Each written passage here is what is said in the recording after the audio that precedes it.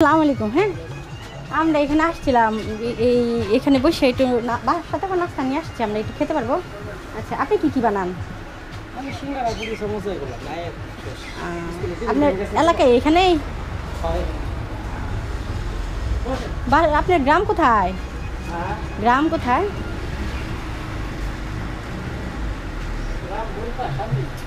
বঙ্কা। আর বঙ্কা কি ওই সাইডে না এই সাইডে? এটাই পুরোটাই ওই রাস্তার ওই পারেও?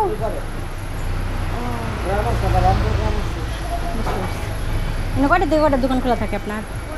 সকাল 9টা থেকে রাতে 9টা পর্যন্ত। সকাল 9টা থেকে রাতে 9টা পর্যন্ত। কী বিক্রি করেন?